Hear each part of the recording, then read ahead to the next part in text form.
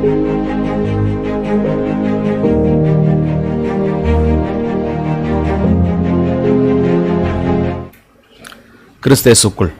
மிகவும் அன்பாய் அழைக்கப்பட்ட அன்புக்குரிய சகோதர சகோதரிகளே, உங்கள் அனைவருக்கும் நம்முடைய பிதாவாகிய தேவனுடைய நாமத்தினாலும் நம்முடைய கர்த்தரும் இரட்சகரும் ராஜாதி ராஜாவுமாக இருக்கிற ஆண்டவர் இயேசு கிறிஸ்துவினுடைய நாமத்தினாலும் உங்கள் அனைவருக்கும் கிருபையும் சமாதானமும் இரக்கங்களும் பெருக கடவதென்று அன்பின் வாழ்த்துதலை தெரிவித்துக் கொள்கிறோம். விசேஷமாக தேவன் மீண்டுமாக நம்மை எல்லாரையும் ஒன்றிணைத்து மீண்டும் அவருடைய சத்திய வசனங்களிலே நாம் தியானிப்பதற்கு ஒரு மாபெரும் சிலாக்கியத்தை கொடுத்தமைக்காக நாம் மீண்டுமாக நம்முடைய ஆண்டவர் இயேசு கிறிஸ்து மூலமாக நாம் துதிகளையும் ஸ்தோத்திரங்களையும் ஏறெடுப்போம். அன்புக்குரிய சகோதர சகோதரிகளே, இந்த மாலை நேரங்களிலே நாள்தோறும் 6 மணிக்கு இந்த யூடியூப் சேனலில் நேரலையாக உங்களை பார்ப்பதில் மிகுந்த நாங்கள் மகிழ்ச்சி அடைகிறோம். மீண்டும் மீண்டும் தேவன் நமக்கு கொடுத்த இந்த அற்புதமான வாய்ப்பை பயன்படுத்தி இந்த வாய்ப்பிலே நாம் ஒருவரோடு ஒருவர் நம்மை பார்க்க முடியாமல் போனாலும் தேவனுடைய சத்தியங்களை பார்ப்பதற்கும் அவருடைய வசனங்களை நாம் கேட்டு அதன்படி நடப்பதற்கும் நமக்கு ஒரு வாய்ப்பை கொடுத்த நம்முடைய பிதாவாகிய தேவனுக்கு மீண்டும் நம்முடைய ஆண்டவர் இயேசு கிறிஸ்து மூலமாக நாம் துதிகளையும் ஸ்தோத்திரங்களையும் ஏறெடுத்துக்கொண்டு இன்றைய நாளில் கூற பாடத்தை நாம் பார்ப்போம். தேவன் நமக்கு இன்றைய நாளுக்கான நம்மளுடைய வாழ்க்கைக்கு பிரயோஜனமான ஒரு அருமையான ஒரு பாடத்தை நம்ம கொடுத்திருக்கிறார். அந்த பாடத்தின் தலைப்பு சுயநீதி என்ற தலைப்பின் கீழ் நாம் இன்றைக்கு பாடத்தை பார்க்க போகிறோம். செல்ஃப் ஜஸ்டிஸ், சுயநீதி. நம்மளுடைய வாழ்க்கையில் நம்மளுடைய சின்ன சின்ன விஷயங்களில் அல்லது பல சந்தர்ப்பங்களில் பல சூழ்நிலைகளில் இப்படிப்பட்ட ஒரு சுயநீதி நம்மிடத்தை காணப்படும். ஆனால் அது எங்கெங்கெல்லாம் காணப்படுகிறது, சபைகளிலே, ஐக்கியங்களிலே, குடும்பங்களிலே என்பதை இன்றைக்கு நாம் அதை சற்று வேத வசனத்தின் அடிப்படையில் நாம் பார்க்க போகிறோம். வாசிக்கலாம் ஒரு வசனம். அதற்கு 2 தீமோத்தேயு 3ஆம் அதிகாரம் 16-17 வசனங்கள். 2 தீமோத்தேயு 3:16. வேத வாக்கியங்கள் எல்லாம் தேவ ஆவியினால் அருளப்பட்டிருக்கிறது. தேவனுடைய மனுஷன் தேறினவனாகவும் எந்த நற்கிரியையும் செய்ய தகுதியுள்ளவனாகவும் இருக்கும்படி அவைகள் உபதேசத்துக்கும் கடிந்து கொள்ளுதலுக்கும் சீர்திருத்துதலுக்கும் நீதியை படிப்பிக்குதலுக்கும் பிரயோஜனமுள்ளவைகளாயிருக்கிறது. இந்த நாம் பார்க்கிற இந்த வேதாகம புத்தகத்திலே வேத வாக்கியங்கள் எல்லாம் தேவ ஆவியினால் அருளப்பட்டிருக்கிறது. நாம் இந்த வாக்கியங்களை நாம் யாரும் சொந்தமாகவோ அல்லது நம்மளுடைய அன்புக்குரிய சகோதர சகோதரிகள் இதை யாரும் பிரிண்ட் பண்ணலை. ஆனால் இங்கே இருக்கிற அத்தனை வேத புத்தகங்களும் கிட்டத்தட்ட 66 புத்தகங்கள், வேத வாக்கியங்கள் எல்லாம் தேவனுடைய ஆவியினால் அருளப்பட்டு இது எழுதப்பட்டு இருக்கிறது என்று நாம் பார்க்கிறோம். தேவனுடைய மனுஷன் தேர்றதுக்கும் எந்த நற்கிரியும் செய்ய ஒரு தகுதி இருக்கிறதுக்காகவும் இந்த பைபிள் எழுதப்பட்டிருக்கிறது. ஒருவேளை இந்த பைபிள் ஒரு சாராருக்கு மட்டும்தான், இது எனக்கு இல்லை அப்படின்னு ஒரு சில சூழ்நிலைகள் இருக்குமானா அப்படி இல்லை. ஒருவேளை இது கிறிஸ்துவங்களுக்கு அல்ல, இது மற்ற புறஜாதி ஜனங்களுக்கு அல்லது பல சமயங்களுக்கு இருக்கு அப்படின்னு நம்ம நினைச்சோம்னா அதுவும் இல்லை. இது ஒட்டுமொத்த மனுஷ ஜென்மங்களுக்கும் சந்ததிகளுக்கும் இது பொருத்தமுள்ளதாக இருக்கிறது. ஒருவேளை இன்னைக்கு அழைக்கப்பட்டிருக்கிற தெரிந்து கொள்ளப்பட்ட புது சிருஷ்டிக்கு இது இன்றைக்கு தேர்றதுக்காக இருந்தாலும் 1000 ஆண்டு அரசாட்சியில் இந்த உலக ஜனங்கள் தேர்றதுக்காகவும் நற்கிரியை செய்யறதுக்கு தகுதி உள்ளவதற்காகவும் இந்த வேத வாக்கியங்கள் நமக்கு அருளப்பட்டிருக்கிறது என்று நமக்கு ஏற்கனவே நிறைய பாடங்களில் நாம் இதை பார்த்திருக்கிறோம். ஆனாலும் இந்த பாடத்திற்கு அடிப்படையாக இந்த வேத வசனங்களை பார்த்துட்டு நம்ம இன்னும் கொஞ்சம் தூரம் நம்ம போகலாம். அவைகள் உபதேசத்திற்கும் கடிந்து கொள்ளுதலுக்கும் சீர்திருந்தலுக்கும் நீதியை படிப்பிக்குதலுக்கும் பிரயோஜனம் உள்ளவைகளாய் இருக்கிறது. ஃபர்ஸ்ட் பார்த்தீங்கன்னா ஒரு உபதேசம், இதுல ஒரு உபதேசம் இருக்கு. இந்த வேத வாக்கியங்கள்ல டாக்டரின் சம்பந்தப்பட்ட கொள்கைகள் சம்பந்தப்பட்ட ஒரு விஷயங்கள் இருக்கு. அதுதான் நம்ம ஏற்கனவே பார்த்ததுதான். பெயர் கிறிஸ்தவர்கள் அவர்கள் அல்லது பெயர் சபைகள் இருக்கிறவங்க அவங்களுடைய டாக்டரின் திருத்துவ டாக்டரின் இருக்கு. ஆனா இதுல ஒரு உபதேசம் இருக்கு. அந்த உபதேசத்துல நாம சரியானபடி வாழ்ந்து கொண்டிருக்கிறோம். தேவனுடைய சத்தியம் தான் உண்மையான சத்தியம் அப்படின்னு அந்த உபதேசத்துல, அந்த விசுவாசத்துல நாம இருக்கிறது தான் அந்த உபதேசம். சில பெயர் சபைகளில் இருக்கக்கூடிய பலதரப்பட்ட கொள்கைகள், பலதரப்பட்ட டெனாமினேஷன்ல இருக்கக்கூடிய பல விஷயங்கள் அங்க இருக்கு. ஆனால் அதெல்லாம் நம்ம பார்க்கறது இல்லை. பைபிள் சத்தியம், இந்த வசனம், தேவ ஆவியினால் எழுதப்பட்ட அருளப்பட்ட இந்த வசனம், இந்த உபதேசம் என்ன சொல்லுதோ அதுதான் நம்ம கடைப்பிடிக்கிறவர்களாக இருக்கிறோம். அதுதான் இந்த உபதேசம் அப்படின்னு பார்க்கிறோம். அடுத்தது ரெண்டாவது பார்க்கும்போது கடிந்து கொள்ளுதலுக்கும் அப்படின்னு பார்க்கிறோம். ஸோ கடிந்து கொள்ளுதல் அப்படின்னா எப்பவுமே இந்த உபதேசம் எப்படி இருக்காது, இந்த உபதேசம் சற்று கடிந்து கொள்வதற்காக கூட இருக்கும். அப்பப்போ நாம் என்ன பண்ணிக்கணும், அந்த மாம்சத்துக்கு ஏற்ற மாதிரி கடிந்து கொள்கின்ற பொழுது அதை நாம் ஏற்றுக்கொள்ளக்கூடியவர்களாக, அந்த கடிந்து கொள்ளக்கூடிய ஒரு சில விஷயங்கள் வரும்போது தேவனை புரிந்து கொண்டு அவருக்கு ஏற்றால் போல அந்த கடிந்து கொள்ளுதலை நாம் ஏற்றுக்கொண்டு அவர் சொன்ன பாதையில், அந்த உபதேசத்தில் நாம் பின் செல்ல இருக்கிறவர்களாக நாம் இருக்க வேண்டும். அன்புக்குரிய சகோதர சகோதரிகளே, சில நேரங்களில் அந்த கடிந்து கொள்ளுதல் கிறிஸ்துவ வாழ்க்கைக்கு மிக மிக மிக முக்கியமான ஒரு அம்சமாக இருக்கிறது என்று நாம் பார்க்கிறோம். ஒரு உண்மையான புது சிருஷ்டி, பரிசுத்தவான் என்றப்பட்ட அந்த தெரிந்து கொள்ளப்பட்டவர்கள் இந்த கடிந்து கொள்ளுதலை அவர்களுக்கு ஏற்றதாய் ஏற்றுக்கொள்வார்கள். அப்படின்னா இதுல ஒரு சின்ன ஒரு ஒளிமறைவு இருக்கு.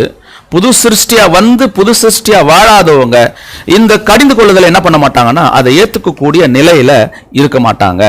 ஸோ இந்த கடிந்து கொள்ளுதல் அவசியம். இந்த கடிந்து கொள்ளுதலோடு கூட மூன்றாவதாக என்ன வருதுன்னு பார்த்தீங்கன்னா சீர்திருத்துதல். சீர்திருத்தல், ஒரு சீர்திருந்தலுக்கூடிய ஒரு விஷயம் இருக்கிறது.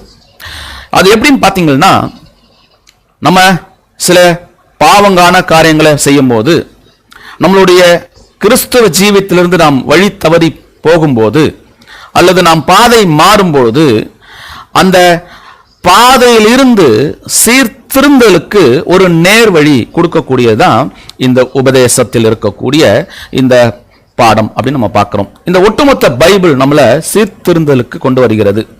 உண்மையான உடன்படிக்கை எடுத்த புது சிருஷ்டிகள் நம்மளுடைய ட்ராக் மாறும்போது, நம்மளுடைய பாதை மாறும்போது, நாம இந்த பைபிள் இருக்கக்கூடிய தேவ ஆவியினால் எழுதப்பட்ட அருளப்பட்டிருக்கிற இந்த வசனங்கள், இந்த சத்தியம் நம்மை ஒரு நேர் வழியில கொண்டு போறதை பார்க்கிறோம்.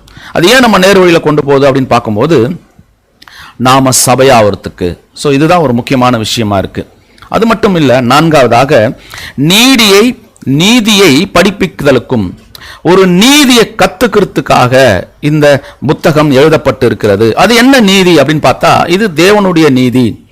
அநேக நேரங்கள்ல நாம திட்டத்தை அறிஞ்சிருக்கிறோம், அந்த திட்டத்திற்கு இருக்கக்கூடிய சில நீதிகளை நாம் கற்றுக்கொண்டிருக்கிறோம்.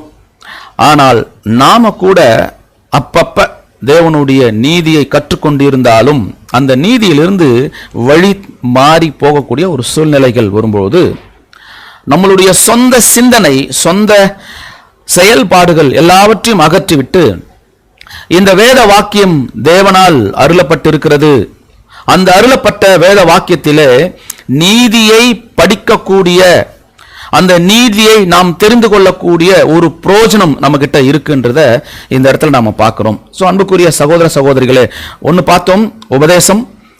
அதுல உபதேசம் இருந்தால் கண்டிப்பா கடிந்து கொள்ளுதல் இருக்கும். அந்த கடிந்து கொள்ளுதல் இருந்தால் அதுல ஒரு சீர்திருத்தல் இருக்கும். அந்த சீர்திருத்தல் இருக்கும்னா நீதி அதுல படிப்பிக்கிறதுக்கான ஒரு விஷயம் கூட இருக்கும் என்று நாம் பார்க்கிறோம். ஸோ இப்போ இந்த ஒரு வசனங்கள் இருந்து நாம் இந்த சப்ஜெக்டை பார்க்க போறோம். இந்த உலகத்தில் அநேக கிறிஸ்தவர்கள் இருக்கிறார்கள். அந்த கிறிஸ்தவர்கள் ஒவ்வொருவரும் தன்னுடைய சுயத்துக்காக தன்னுடைய உயிரையே பணைய வைத்து நிறைய ஊழியங்களையும் மற்ற காரியங்களையும் அவங்க செய்கிறத நம்ம பார்க்கிறோம். ஒருவேளை நாம கூட அங்கிருந்து தான் வந்திருக்கிறோம். ஆனால் அவர்கள் சொல்லுகின்ற சத்தியத்திற்கும் இப்பொழுது நாம் தெரிந்து கொண்டிருக்கிற சத்தியத்திற்கும் மிகப்பெரிய ஒரு வேறுபாடு. தன்னையே தான் உயிரையே கொடுக்கிற அளவுக்கு அவங்க என்ன பண்ணுவாங்கன்னா தங்களுடைய பாதையில ஓடக்கூடியவர்களா இருப்பாங்க. ஆனா அவங்க ஒரு நாள் கூட இந்த சத்தியத்தின் பாதையில ஓடி வர்றதுக்கு அவங்களுக்கு வாய்ப்பில்லை. அது தேவன் ஒருவேளை அலோ பண்ணா. ஆனால் மாறாக நாம அவங்க பாதையில ஓடுறதுக்கு சில வழிமுறைகள் இருக்கு, நம்ம ஓடிடுவோம். ஏன் ஓடிடுவோம் அப்படின்னு நிறைய விஷயங்களை பற்றி நம்ம இப்போ பார்க்க போகிறோம். அவர்கள் ஓடுவதற்கு பல வழிகள் உண்டு. ஆனாலும் புது சிருஷ்டிகள் ஓடுவதற்கு ஒரே வழிதான். அது எந்த வழின்னா கிறிஸ்து. அந்த வழியில தான் நம்ம ஓட முடியும். அவர்களுக்கு கிறிஸ்துவை தவிர நிறைய வழிகள் இருக்கு. ஆனா கிறிஸ்து என்று சொல்லிக் கொண்டாலும் கிறிஸ்துவை தவிர நிறைய வழிகள் உண்டு. அந்த வழிகள் அவர்கள் ஓடினாலும் புது சிருஷ்டிக்கு ஒரே வழிதான். ஆண்டவர் இயேசு கிறிஸ்துவின் போதனைகள் என்கின்ற அந்த வழியிலே நானே வழியும் சத்தியமும் ஜீவனமா இருக்கிறேன் அப்படின்னு சொல்லக்கூடிய ஒரு விஷயத்தை பத்தி நம்ம பார்க்கிறோம். ஸோ அதற்கு நம்ம பார்த்தீங்கன்னா நாம் எந்த பாதையில போகணும், எந்த பாதையை நாம் செலக்ட் பண்ணணும் அப்படின்ற ஒரு மிகப்பெரிய ஒரு விஷயத்துக்குள்ள நம்ம ஓடும்போது, அதை நம்ம அதில் பயணிக்கும் போது இப்படி தான் சில நேரங்களில் பார்த்தீங்களா, இந்த பிக்சர் கொஞ்சம் பாருங்க. இதில் ரயில்வே ட்ராக்ல நிறைய ஒரு ரூட்ஸ் இருக்கு. நம்ம நிறைய நேரங்களில் இதை பார்த்துருப்போம். எந்த வழியில் ட்ரெயின் போகிறது, எந்த பாதையில் போனால் இந்த ஊருக்கு போகும், எந்த பாதையில் போனால் அந்த ஊருக்கு போகும் அப்படின்ற ஒரு விஷயங்கள் இங்கே ஒரு கொஞ்சம் நமக்கு குழப்பத்தை கூட உண்டாக்கும். ஒரு புது சிருஷ்டி கூட இந்த மாதிரி ஒரு குழப்பங்கள் இருக்கும். என்ன குழப்பம் அப்படின்னு பார்த்தீங்கன்னா, நம்ம எந்த ரூட்டில் போகிறது அப்படின்ற ஒரு குழப்பங்கள் இருக்கும். ஸோ அந்த குழப்பங்கள் மத்தியில் பாருங்க, இந்த நேராக போனால் இந்த ஒரு ரூட்டுக்கு போகக்கூடியது, அந்த பக்கம் போனால் அது ஒரு ரூட்டுக்கு போகக்கூடிய அல்லது வேற ஊர்களுக்கு போகக்கூடிய ஒரு விஷயமா இருக்கும். இந்த பலதரப்பட்ட குழப்பமான பாதைகளில் போகும்போது அது ஒரு மிகப்பெரிய ஒரு விஷயம். இந்த பாதையில தான் இந்த ட்ரெயின் போகணும் அல்லது அந்த பாதையில தான் அந்த ட்ரெயின் போகணும் அப்படின்னு சொன்னா, அங்க இருக்கிற ஒரு பாதையை மாற்றக்கூடிய ஒரு கருவி இருக்கிறது. அந்த கருவி தான் பார்த்தீங்கன்னா இந்த கருவி. இவர் தான் அந்த பாதையை மாற்றக்கூடியவராக இருப்பார். அதே போலத்தான் புது சிருஷ்டியாக நாம கூட பாருங்க இந்த பாதையை மாற்றக்கூடிய ஒரு சூழ்நிலையை நம்ம பார்க்குறோம். இப்போ அது எல்லாமே நமக்கு எப்படி வந்துச்சுன்னா ஆட்டோமேட்டிக்காக வந்தாச்சு. ஆனாலும் அந்த பாதையை மாற்றக்கூடிய ஒரு கருவி அந்த இடத்துல அந்த தண்டவாளத்தை இன்னொரு பாதைக்கு செல்லக்கூடிய அந்த ட்ரெயினுக்கு உதவியாக இருக்கிறத நம்ம பார்க்குறோம். ஸோ அன்புக்குரிய சகோதரர்களை, இப்படித்தான் அந்த தண்டவாளத்தை அவர் என்ன பண்றாருன்னா அடுத்த பாதைக்கு மாற்றுறார். அதே போல புது சிருஷ்டியா இருக்கக்கூடிய நாம கூட நம்ம சில நேரங்களில் நம்ம பாதை தவறாக இருக்கும்போது அந்த பாதையை அந்த ஒரு கருவி, அந்த கைப்பிடி மாதிரி இருக்கக்கூடிய அந்த கருவியை வச்சு தான் நம்ம என்ன பண்ண முடியும்னா, கண்டிப்பா நாம சில நேரங்களில் அது எப்படி நல்ல பாதையை காட்டுதோ அதே போல நம்மளுடைய வேதாகமம் கூட அந்த நீதியை படிப்பிக்குதலுக்குரிய ஒரு நல்ல பாதையை காட்டக்கூடியதா இருக்கிறது. இப்போ வேணா ஒரு வீடியோனா கிளிப்பிங் பார்க்கலாம். நீங்க அந்த வீடியோவில் எப்படி அது தடத்தை சரியா மாத்திக்குது அப்படின்னு நம்ம பார்க்கலாம். பாருங்க இந்த வீடியோவை. அன்புக்குரிய சகோதர சகோதரர், இந்த வீடியோவை நீங்க கவனமா பாருங்க. இந்த ட்ரெயின் வந்துகிட்டு இருக்கு. நிறைய ட்ராக் அந்த பக்கம் கூட இருந்துச்சு. ஆனாலும் அந்த ட்ராக்கை தாண்டி எந்த பாதையில அந்த ட்ரெயின் போகணும் அப்படின்னு அந்த இவர் பண்ணி வச்சிருந்தாரோ, அந்த ட்ரெயினோட இயக்குனர் அல்லது அந்த பாதை காட்டக்கூடியவர் எப்படி பண்ணி வச்சிருந்தாரோ, நேராக வர வேண்டிய ட்ரெயின் அடுத்த பாதைக்கு கொண்டு செல்லக்கூடிய, அது வேற சரியான ஒரு இடத்துக்கு போகக்கூடிய அல்லது அந்த ட்ரெயின் எந்த ஊருக்கு போனோமோ அந்த ஊருக்கு போகக்கூடிய ஒரு நிலையை நாம் பார்க்கிறோம். இப்படித்தான் நம்மளுடைய வாழ்க்கை கூட சில நேரங்களில் எப்படி இருக்கு அப்படின்னு பார்த்தீங்கன்னா, பாதை மாறக்கூடியதாக இருக்கிறது. அப்படி பாதை மாறக்கூடியதா இருக்கிறத பத்தி நாம ஒரு வசனங்கள்ல படிக்கலாம். பிலிப்பியர் 2ஆம் அதிகாரம் 12ஆம் வசனம். பிலிப்பியர் 2:12.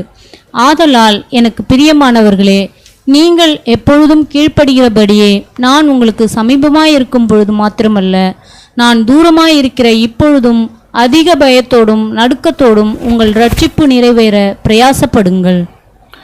பாருங்க, ரொம்ப ஒரு பியூட்டிஃபுல்லான ஒரு வசனத்தை அப்போஸ்தலனாகிய பவுல் அங்க கோட் பண்றார். அப்போஸ்தலனாகிய பவுல் தன்னை பத்தி அவர் சொல்லக்கூடிய தன்னுடைய எல்லா அந்த சுயமான வாழ்க்கை சரீரத்தை அவர் என்னென்னலாம் பண்ணார், தன்னை பற்றி சொல்லக்கூடிய ஒரு அதிகாரம் தான் இந்த பிலிப்பு புத்தகமா இருக்கிறது. இந்த பிலிப்பியர்ல அவர் தான் கஷ்டப்பட்டது, தான் வேதனைப்பட்டது, தான் எப்படி எப்படிலாம் வாழ்ந்தார் என்பதை அந்த ஜனங்களுக்கு அவர் சொல்றார். எல்லாத்தையும் சொல்லக்கூடிய ஒன்று தான் இந்த பிலிப்பியர், இந்த நிருபத்தை அவர் எழுதினார். அதில் தான் அவர் சொல்றார், ஆதலால் எனக்கு பிரியமானவர்களே, எப்பொழுதும் கீழ்ப்படுகிறபடியே நான் உங்களுக்கு சமயமா இருக்கும் பொழுது மாத்திரம் அல்ல, நான் ரொம்ப கிட்டத்தில் இருக்கும்போது மாத்திரம் இல்ல, ரொம்ப தூரமா இருக்கும் போதும் இப்பொழுதும் நான் அதிக பயத்தோடும் நடுக்கத்தோடும் உங்கள் ரட்சிப்பு நிறைவேற பிரயாசப்படுங்கள். அது என்ன? உங்கள் ரட்சிப்பு நிறைவேற பிரயாசப்படுங்கள். அவர் ரொம்ப அழகா சொல்றார். நம்ம ரட்சிப்பு நிறைவேறணும்னா நம்ம என்ன பண்ணணுமா? பிரயாசப்பட வேண்டும். அது எப்படி பிரயாசப்படணும்னு சொல்றாருன்னா, பயத்தோடும் நடுக்கத்தோடும். நமக்கு பயம் இருக்குமா? நம்ம ரட்சிப்பு, நம்மளுடைய சொந்த ரட்சிப்பு அது நிறைவேறத்துக்கு நாம பிரயாசப்படணும். ஆனா அது எப்படி படணும்னா, நடுக்கத்தோடும் பயத்தோடும் படணும் அப்படின்னு சொல்றாரு. உடன்படிக்கை பண்ணின புது சிருஷ்டி ஆகிய நாம், நமக்குள்ள ஒரு விரோதமான ஒரு தன்மை இருக்கு. அந்த தன்மை என்னன்னா, நாம உடன்படிக்கை பண்ணும்போது தேவனுடைய சித்தத்துக்கு தான், தேவனே என்னுடைய சித்தம் அல்ல உம்முடைய சித்தத்தை செய்வதற்காக தான் நான் வந்திருக்கேன் சொல்லக்கூடிய ஒரு நிலையில விட்டுட்டு, தேவனின் சித்தம் விட்டு நம் சுய சித்தத்தை, நம்மளுடைய வாழ்க்கை முறையை நாம் மாற்றிக்கொள்ளும் போது அந்த இடம் நமக்கு சில பயத்தையும் நடுக்கத்தையும் தரக்கூடியதா இருக்குது. எதற்குன்னா, நம்மளுடைய ரட்சிப்பை நிறைவேறத்துக்கு அப்படின்னு சொல்றார். பலவிதமான பாதைகள் உண்டு. சத்தியத்துல தெளிவில்லாத போது, ஒருவேளை நமக்கு சத்தியத்துல தெளிவு இல்லை, சத்தியம் தெரிஞ்சிடுச்சு, நம்ம உள்ள வந்துட்டோம், ஆனா அதற்கான தெளிவுகள் இல்லாத போது புது சிருஷ்டிகள் எதிரியடியான ஒரு காரியங்களை சில செய்வாங்க. அதுல அவங்க வாழ முடியாது, அதுல வளர முடியாத ஒரு தன்மை வந்துடும். எப்போ அப்படின்னு பார்த்தீங்கன்னா, தன்னுடைய ரட்சிப்பை அவங்க நிறைவேற்ற பிரயாசப்படும் போது, அந்த மாதிரி தன்னுடைய ரட்சிப்பை அவங்க நிறைவேற்றத்துக்கு அவங்க பிரயாசப்படுறதுக்கு ரொம்ப தடையா இருக்குது. எதுன்னு பார்த்தீங்கன்னா, ரெண்டு விஷயங்கள் இருக்கு. நம்ம அதை பத்தி தான் இப்ப சப்ஜெக்ட்குள்ள பார்க்க போறோம். ரெண்டு விஷயங்கள் இருக்கு. அந்த ரெண்டு விஷயங்கள் என்ன அப்படின்னு பார்த்தீங்கன்னா, ஒன்னு வெளிப்படையான விஷயங்கள். அது எல்லாருக்கும் தெரியும். அந்த வெளிப்படையான விஷயம் நிறைய விஷயம் இருக்கு. நாம செய்யற பாவங்கள், சில சகோதரர்களுக்கு விரோதமான, சில சகோதரிகளுக்கு விரோதமான செய்யக்கூடிய சில விஷயங்கள், இதெல்லாம் நமக்கு அது கண் கூட நமக்கு தெரியும். அதை நம்ம பார்க்கலாம். சோ அதை பார்க்கக்கூடிய வெளிப்படையான தன்மையில் இருக்கக்கூடியதான் அந்த ஒரு விஷயம். இன்னொரு விஷயம் பார்த்தீங்கன்னா, அது வெளிப்படையாவே தெரியாது. அது ரெண்டாவது ரகம் சொல்லலாம். முதல் ரகம் எல்லாருக்கும் வெளிப்படையா தெரியும். ரெண்டாவது ரகம் அது வெளிப்படையா தெரியாது. இந்த உடன்படிக்கைக்கு அது விரோதமானது. தம்முடைய ரட்சிப்பை நிறைவேற்றுவதற்கு அது மிகவும் ஆபத்தானது. அததான் இங்க சொல்றாரு, நீங்க அதிக பயத்தோடும் நடுக்கத்தோடும் உங்கள் ரட்சிப்பை நிறைவேற்ற பிரயாசப்படுங்கள். ஏன் தெரியுமா? இந்த இரண்டாவது ரகம் அது வெளிப்படையா தெரியாது. அது உடனடியாக தெரிஞ்சுக்கிற மாதிரியும் இருக்காது. அது ஒவ்வொரு சகோதர சகோதரி கிட்ட அது இருக்கும். ஆனா அது ஏன்னா அது வெளியே தெரியாது. அது நம்முடைய ரட்சிப்புக்கு ஒரு மிகப்பெரிய தடைக்கற்களாய், நாம புது சிருஷ்டியா வளர்வதற்கு அது என்ன பண்ணாதுன்னா, நம்மளை கொண்டு போய் சேர்க்காது. சோ அதுதான் பார்க்கிறார். அப்போ இதை கண்டிப்பாக நம்ம பார்க்கணுமா இல்லைங்களா? இன்றைக்கு வாழக்கூடிய இந்த சூழ்நிலையில, இந்த உலகமே ஒரு லாக்டவுன் டைம்ல நாம வீட்டுகள்ல முடங்கி கிடக்கும் பொழுது, தேவனே எங்களுக்கு என்ன இந்த மாதிரி ஒரு காரியம் நடக்கிறது, உம்முடைய திட்டம் என்ன, இதெல்லாம் நம்ம யாரும் கேட்க முடியாது. ஏன்னா எல்லா திட்டங்களையும் தேவன் நமக்கு முன்னாடி என்ன பண்ணியிருக்கார், இது கொடுத்திருக்கிறார். சோ இந்த எளிதில் கண்டுபிடிக்க முடியாதது நிறைய இருக்கு. இது கண்டிப்பா கண்டுபிடிக்க முடியாதான்னா கண்டுபிடிக்க முடியாது. ஆனா நிறைய இருக்கு, அது வெளிப்படையா தெரியாது. அதுல இன்னைக்கு நாம ஒன்ன பார்க்க போறோம். அது ரொம்ப ரொம்ப முக்கியமானது. வெளிப்படையா தெரியாத சில விஷயங்கள் இருந்தாலும் அதுல ரொம்ப முக்கியமா தன்னுடைய ரட்சிப்பை அதை நிறைவேற்றாம இருக்கிறதுக்கு மிகவும் அது அவர்களுக்கு உதவி செய்யும். ஆனா அது அவர்களுக்கே தெரியாது. ஒருவேளை சொன்னா கூட அதை புரிஞ்சுப்பாங்களா அப்படின்னா புரிஞ்சுக்க மாட்டாங்க. பின்னாடி வரக்கூடிய வசனங்கள்ல நம்ம அதை பத்தி பார்க்கலாம். நம்மளுடைய அழைப்பு எது? அன்புக்குரிய சகோதர சகோதரிகளே, பார்த்து கொண்டிருக்கிற உங்கள் அனைவரையும் பார்த்து ஒரு கேள்வி, நம்மளுடைய அழைப்பு எது? நாம சபையா வரத்து தான் வந்திருக்கிறோம், திரள் கூட்டமா வர்றதுக்காக இங்க வரல. தேவன் அழைத்த நோக்கம் எதுவோ அந்த நோக்கத்தை, அதாவது இன்னும் கொஞ்சம் ரொம்ப டீப்பா சொல்லணும்னா, ஆண்டவர் இயேசு கிறிஸ்து மணவாளன் மணவாட்டிகளாய் மனைவியா நாம போறதுக்கு தான் வந்திருக்கிறோமா தவிர, அதை விட்டுட்டு நாம திரள் கூட்டமாகவோ அல்லது இரண்டாம் மரணத்துக்கு போறதுக்காக நாம இங்க வரல. நாம வந்தது எதுக்குன்னா, தேவனுடைய நோக்கம் அவருடைய ஒரே பேரான குமாரன் ஆண்டவர் இயேசு கிறிஸ்துவுக்கு மனைவி ஆகிறதுக்கு தான். ஸோ இதில் நாம சரியா இருக்கிறோமா, அல்லது இந்த நோக்கத்தோட நாம நம்மளுடைய பாதைகளில் பாதை தவறாம ஓடிக்கிட்டு இருக்கிறோமா அப்படின்றதான் பார்க்க போறோம். இதுல முக்கியமா ஒரு விஷயம் பார்க்கிறோம். ஒண்ணு, ஏற்கனவே ஒரு ரகம் பார்த்தோம், அது வெளிப்படையா தெரியும். அது நமக்கு எல்லாருக்கும் தெரிஞ்சதுனால அதை விட்டுட்டு வெளிப்படையா தெரியாத ஒரு ரகம் இருக்கு. அதை பத்தி தான் நம்ம இன்னைக்கு பார்க்க போறோம். அதை பார்க்கறதுக்கு நம்ம வாசிக்கலாம். பிலிப்பியர் 3ஆம் அதிகாரம் 9ஆம் வசனம். பிலிப்பியர் 3:9. நான் கிறிஸ்துவை ஆதாயப்படுத்திக் கொள்ளும்படிக்கும் நியாயப்பிரமாணத்தினால் வருகிற சுய நீதியை உடையவனாயிராமல் கிறிஸ்துவை பற்றும் விசுவாசத்தினால் வருகிறதும் விசுவாசம் மூலமாய் தேவனால் உண்டாயிருக்கிறதுமான நீதியை உடையவனாயிருந்து கிறிஸ்துவுக்குள் இருக்கிறவன் என்று காணப்படும்படிக்கும். அடுத்த வசனம் வாசிங்க. 10ஆம் வசனம். இப்படி நான் அவரையும் அவருடைய உயிர்த்தெழுதலின் வல்லமையையும் அவருடைய பாடுகளின் ஐக்கியத்தையும் அறிகிறதற்கும் அவருடைய மரணத்திற்கொப்பான மரணத்திற்குள்ளாகி எப்படியாயினும் நான் மரித்தோரிலிருந்து உயிரோடு எழுந்திருப்பதற்கு தகுதியாயிருக்கும்படிக்கு. அடுத்த வசனம் 11ஆம் வசனம். 11ஆம் வசனம். அவருக்காக எல்லாவற்றையும் நஷ்டம் என்று விட்டேன், குப்பையமாக எண்ணுகிறேன். என்ன சொல்றாருன்னா 9ஆம் வசனத்துல நம்ம வாசிக்கிறோம். 9ஆம் வசனம், நான் கிறிஸ்துவை ஆதாயப்படுத்திக் கொள்ளும்படிக்கு நியாயப்பிரமாணத்தினால் வருகிற சுய நீதியை உடையவனாயிராமல் கிறிஸ்துவை பற்றும் விசுவாசத்தினால் வருகிறதும் விசுவாசம் மூலமாய் தேவனால் உண்டாயிருக்கிறதுமான நீதியை உடையவனாயிருந்து கிறிஸ்துவுக்குள் இருக்கிறேன் என்று காணப்படும்படிக்கும். அப்படின்னா அவர் என்ன சொல்றாருன்னா, நான் கிறிஸ்துவை ஆதாயப்படுத்துறதுக்காக நியாயப்பிரமாணத்தினால் வர சுய நீதியை நான் உடையாமல் கிறிஸ்துவை அந்த விசுவாசத்துல நான் தேவனை பற்றுகின்ற அந்த தேவனுடைய நீதியை உடையவனாய் இருந்து 10ஆம் வசனம் சொல்றார், இப்படி நான் அவரையும் அவருடைய உயிர்த்தெழுதலின் வல்லமையும் அவருடைய பாடுகளின் ஐக்கியத்தையும் அறிகிறதற்கும் அவருடைய மரணத்திற்கொப்பான மரணத்திற்குள்ளாகி எப்படியாயினும் நான் மரித்தோரிலிருந்து உயிரோடு எழுந்திருப்பதற்கு தகுதியாகணும். நான் முதல் உயிர்த்தெழுதல தகுதியாகிறதுக்கு நான் நியாயப்பிரமாணத்தினுடைய சுய நீதி அது வேண்டாம், கிறிஸ்துவை பற்றும் விசுவாசம் அதன் மூலமா வரக்கூடிய தேவனுடைய நீதி உடையவனாய் இருந்து நான் முதல் உயிர்த்தெழுதல்ல உயிர்த்தெழணும். அதனால அவருக்காக நான் எல்லாவற்றையும் நஷ்டம் என்று விட்டேன், குப்பையமாக எண்ணுகிறேன். ஸோ அதுதான் நம்ம இன்னைக்கு பார்க்குறோம். சுய நீதி என்ற தலைப்புல நம்ம பார்க்குறோம். ஸோ இந்த சுய நீதி இன்னைக்கு நிறைய சகோதர சகோதரிகள்கிட்ட நம்ம இருக்கிறத பார்க்க முடியும். ஒருவேளை நம்ம அப்படி பார்த்தோம்னா இன்னைக்கு ஒரு சில சகோதரர்கள் ஒரு சிலர்லாம் பார்க்கும்போது இந்த கிறிஸ்துவ ஜீவத்தை விட்டு தேவனுடைய திட்டத்தை விட்டு வெளியே போய் பின்மாற்றம் அடைந்தவர்கள் அல்லது வெளியில விலகி போயிருக்கிறவங்க அப்படின்னு பார்க்குறவங்க எதுல போயிருக்காங்கன்னு பார்த்தீங்கன்னா இந்த சுய நீதியில தான் போயிருக்காங்க.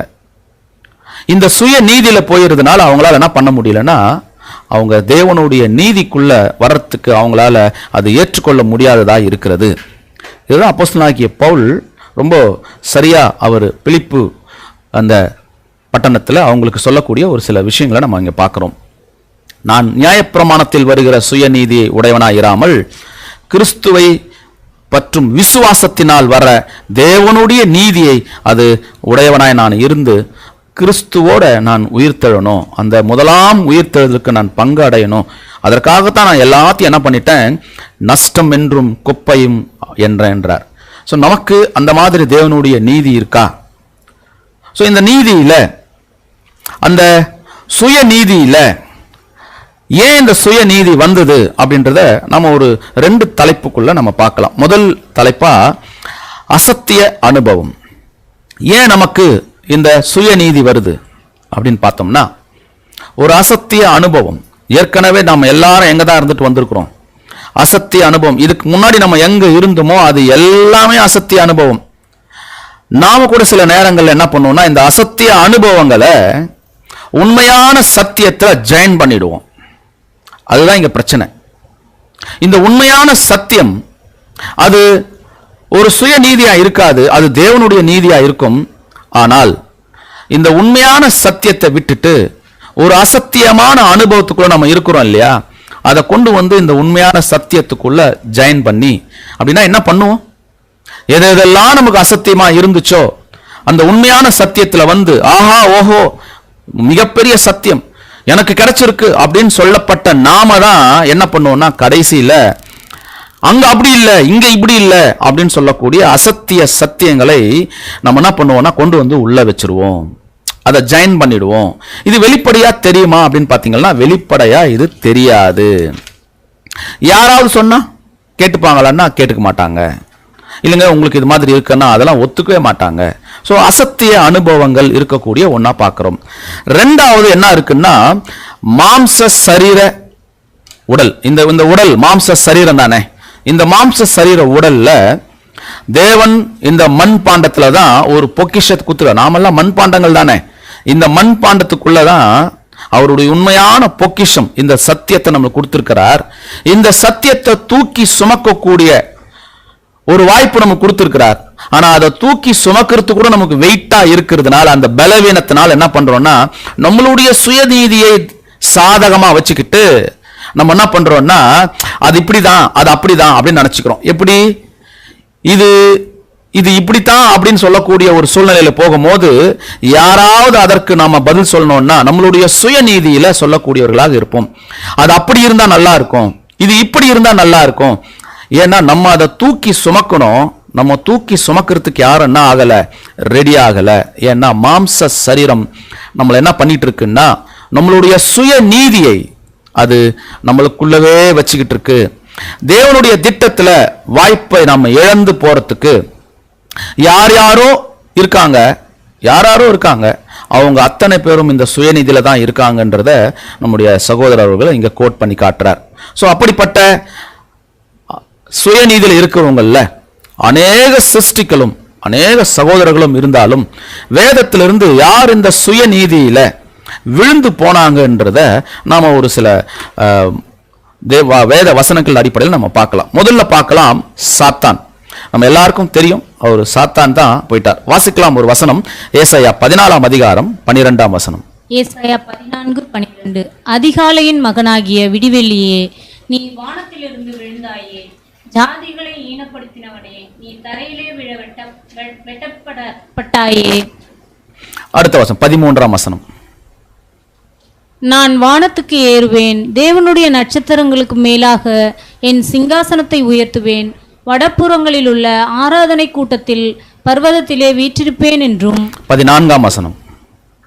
நான் மேகங்களுக்கு மேலாக உன்னதங்களில் ஏறுவேன், உன்னதமானவருக்கு ஒப்பாவேன் என்றும் நீ உன் இருதயத்தில் சொன்னாயே.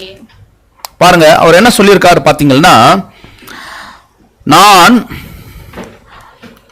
அதிகாலையின் மகனாகிய விடிவெள்ளியே அப்படின்னு நம்ம ஏற்கனவே நிறைய படிச்ச வசனங்கள் தான். ஆனாலும் ஒரு இந்த சுய நீதிக்காக நாம் பார்க்கலாம். வானத்திலிருந்து விழுந்தாயே, ஜாதிகளை ஈனப்படுத்தினவனே, நீ தரையில் விழ வெட்டப்பட்டாயே. அவர் சொன்னார் சாத்தான், நான் வானத்துக்கு ஏறுவேன், தேவனுடைய நட்சத்திரங்களுக்கு மேலா என் சிங்காசனத்தை உயர்த்துவேன், வடபுறத்தில் உள்ள ஆராதனை கூட்டத்தின் பர்வதத்திலே வீட்டிருப்பேன், நான் மேகங்களுக்கு மேலாய் உன்னதங்களில் ஏறுவேன், உன்னதமானவருக்கு ஒப்பாவேன் என்று நீ உன் இருதயத்திலே சொன்னாயே. அவர் என்ன பண்ணிருக்கார் தெரியுங்களா? அவர் தேவன் கொடுத்த திட்டம் வேற. தேவன் அவர் ஒரு திட்டம் கொடுத்து இந்த திட்டத்தை நீ போய் பண்ணுன்னு சொன்னா, அவர் வேற ஒரு திட்டத்துல அவர் என்ன பண்ணிட்டார்னா யோசனை பண்ணிட்டார்.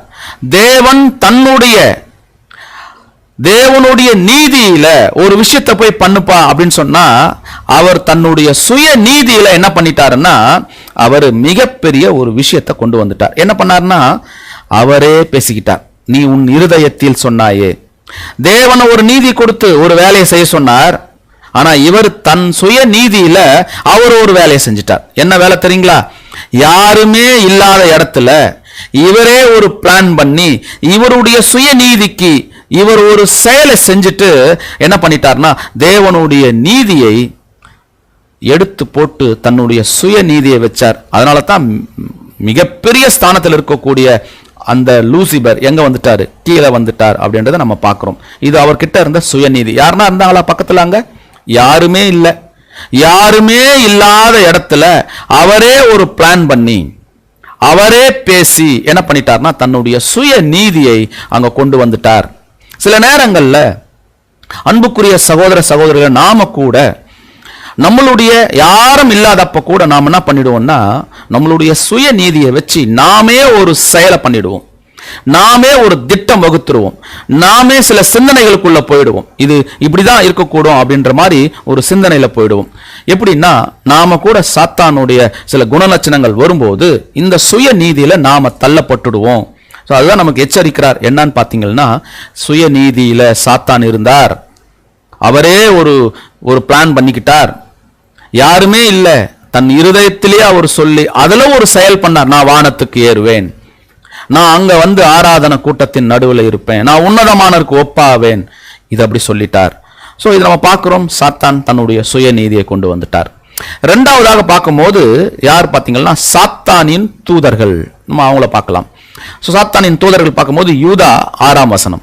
யூதா 6ஆம் வசனம். தங்களுடைய ஆதி மேன்மையை காத்துக்கொள்ளாமல் தங்களுக்குரிய வாசஸ்தலத்தை விட்டுவிட்ட தூதர்களையும் மகா நாளின் நியாய தீர்ப்பு நாளுக்கென்று நித்திய சங்கிலிகளினாலே கட்டி அந்தகாரத்தில் அடைத்து வைத்திருக்கிறார். பாருங்க, இதே போல அவனுடைய தூதர்கள், சாத்தானுடைய தூதர்கள் கூட ஆதி மேன்மை ஒன்று இருந்துச்சு.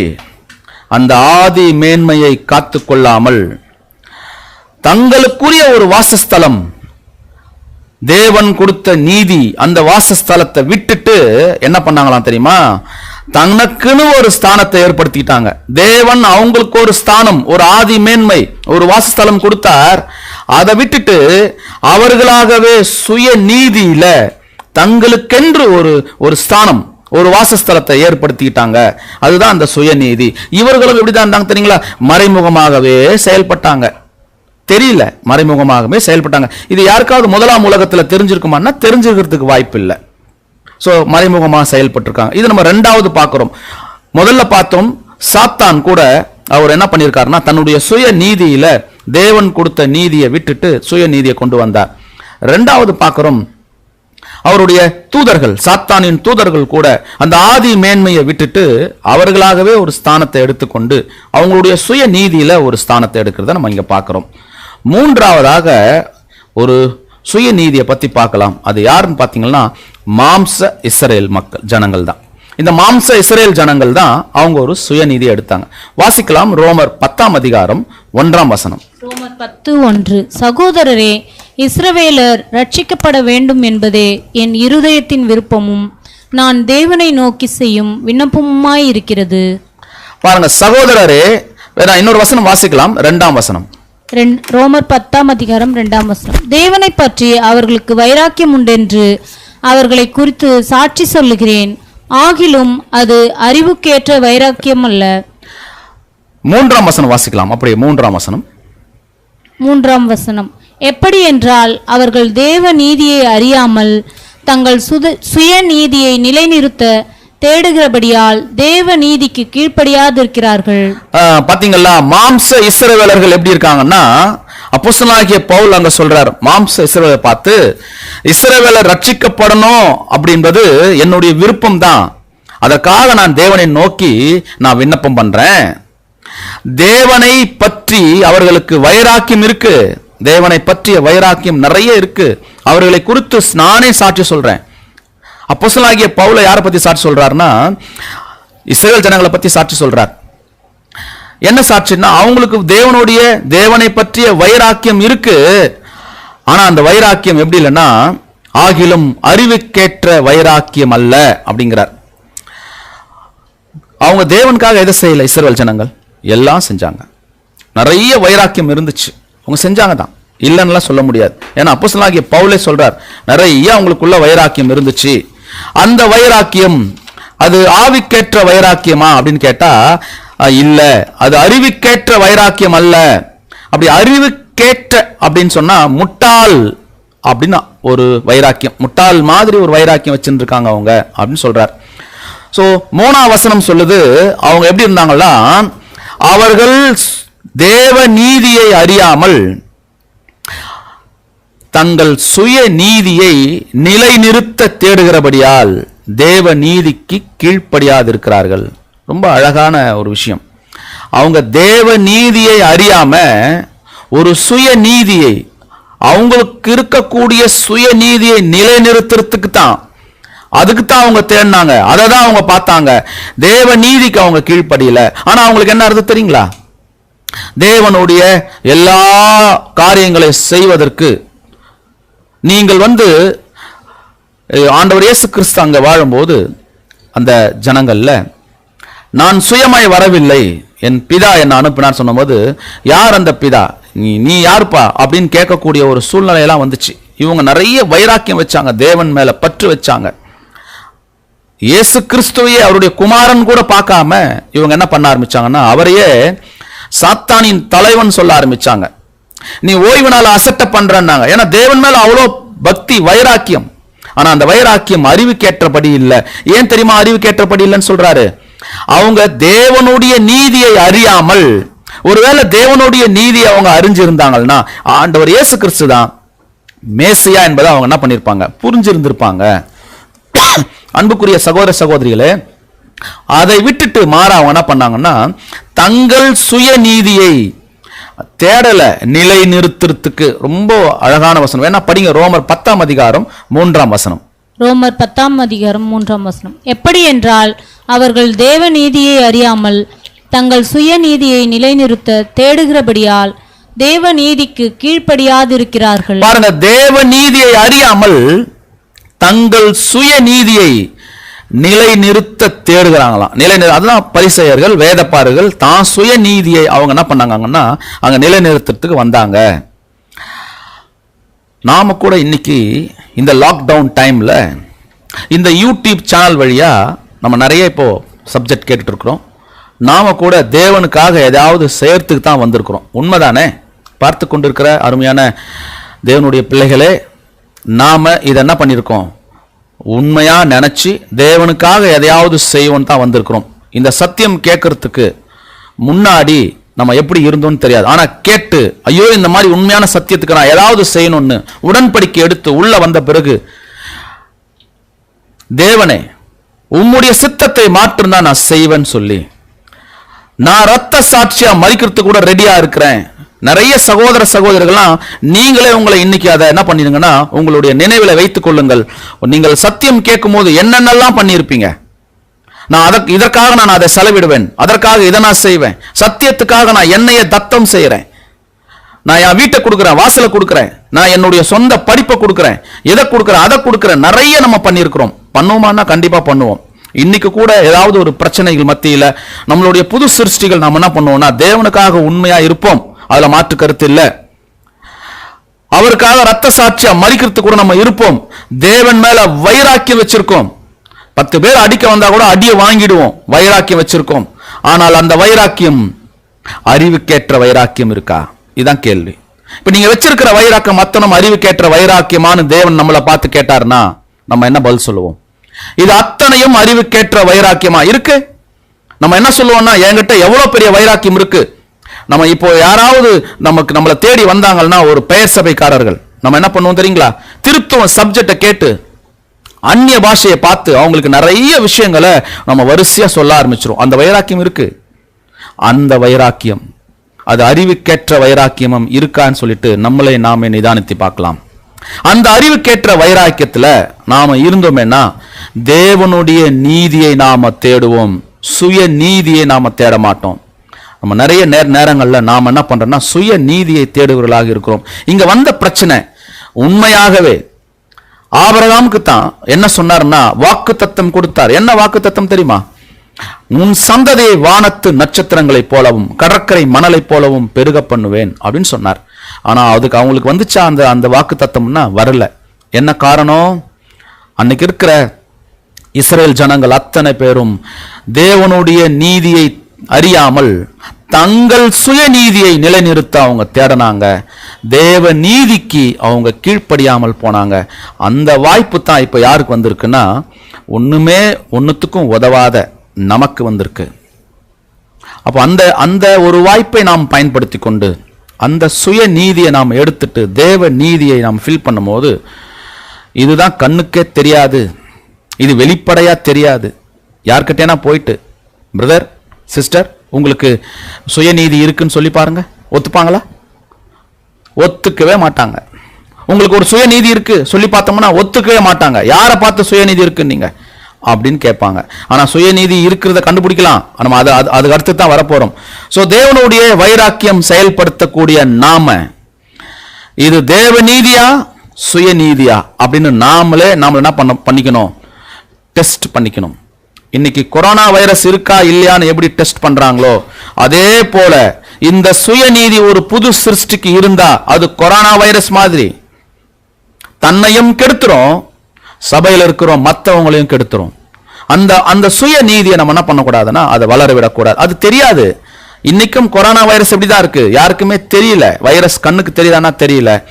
அதே போல இந்த இஸ்ரவேல் ஜனங்கள் மத்தியிலும் அப்படிதான் இருந்துச்சு. இப்போ நம்ம ஒரு 3 விஷயம் பார்த்தோம். லேசா கொஞ்சம் என்ன பண்ணிக்கலாம், அதை ரிமைண்ட் பண்ணிக்கலாம். சாத்தான் அவர் கூட என்ன பண்ணாருன்னா தேவன் கொடுத்த நீதியை விட்டுட்டு அந்த நீதியில ஒரு வேலை செய்ய சொன்னார். அந்த வேலையை விட்டுட்டு அவர் என்ன பண்ணார்னா சுய நீதியில யாரும் இல்லாம அவரே ஒரு விஷயத்தை செட் பண்ணிக்கிட்டார். அதுல ஒரு செயல் பண்ணிக்கிட்டார். நான் வானத்துக்கு ஏறுவேன்னார். இது சாத்தான். இரண்டாவது பாத்தீங்கன்னா சாத்தானின் தூதர்கள் அவங்க ஆதி மேன்மையில இருந்தாங்க. அவங்களுக்கு ஒரு மிகப்பெரிய சிங்காசனம், அவங்களுக்கு ஒரு மிகப்பெரிய ஒரு ஸ்தானம் இருந்துச்சு. அதை எல்லாத்தையும் விட்டுட்டு என்ன பண்ணாங்க தெரியுங்களா? அவங்க என்ன பண்ணாங்களா, அந்த ஸ்தானத்தை விட்டுட்டு சுய நீதியில இருக்கக்கூடிய ஒரு ஸ்தானத்துக்கு அவங்க வந்துட்டாங்க அப்படின்னு நம்ம பார்க்கிறோம். சோ அன்புக்குரிய சகோதரர்களே, மூன்றாவதாக மாம்ச இஸ்ரவேலர்கள் என்ன பண்ணாங்களாம் தெரியுங்களா? மாம்ச இஸ்ரவேலர்கள் அவங்க தன்னுடைய தேவனை பற்றும் வைராக்கியம் நிறைய இருந்துச்சு. ஆனால் அந்த வைராக்கியம் அறிவுக்கேற்றபடி இருந்ததானா? இல்ல. அது எப்படி இருந்ததான்னா முட்டாள்கள் இருந்த ஒரு வைராக்கியம் தான் அப்படின்னு சொல்றார்.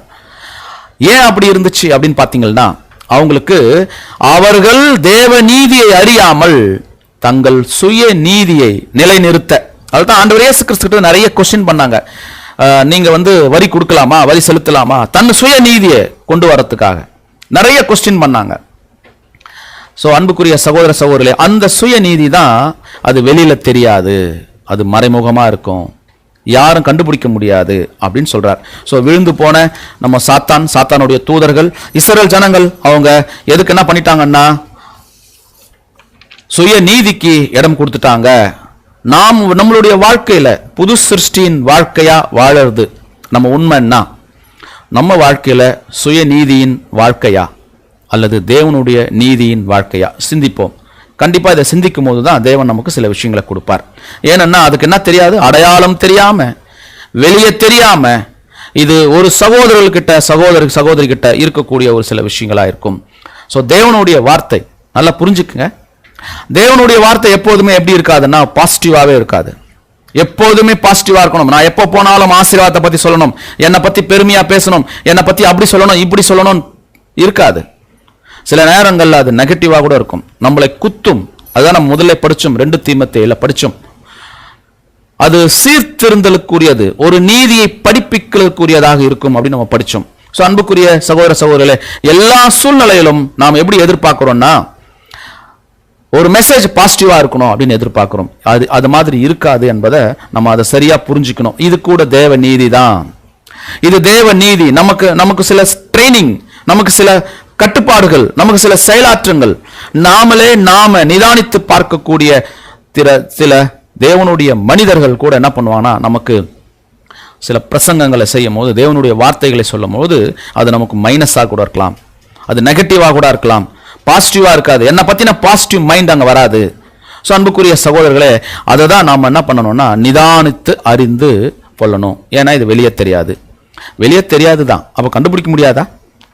இப்படி ஒரு கேள்வி கேட்டா, வெளியே தெரியாமையே சுயநீதி போயிடுச்சுன்னா அப்போ எப்படி கண்டுபிடிக்கிறது? சரி, சுயநீதி இருக்குன்னு எப்படி கண்டுபிடிக்கிறது அப்படின்னு பார்த்தீங்கன்னா நம்ம எங்க போயிடலாம். இப்போ அடுத்தது எப்படி கண்டுபிடிக்கிறது, எப்படி கண்டுபிடிப்பது அப்படின்னா முதல் ஒன்று அதை வச்சு கண்டுபிடிச்சிடலாம். ஏன்னா நம்ம யாரை வச்சு தான் கண்டுபிடிக்க போறோம்? ஏற்கனவே உதாரணம் பார்த்துட்டோம். பெருமை இருந்துச்சுன்னா அவங்க சுயநீதியில இருக்காங்கன்னு ஈஸியாக கண்டுபிடிக்க முடியும். ஆனா அது தெரியாது, வெளியே பெருமை இருக்கிற மாதிரியே தெரியாது. அவங்க பேச்சு, அவங்க செயல், அவங்க நடத்தை, அவங்க தன்னை படுத்தின உயர்ந்த ஒரு நிலை, தன்னை பத்தி எப்பவுமே உயர்வாவே எண்ணிக்கிட்டே இருப்பாங்க.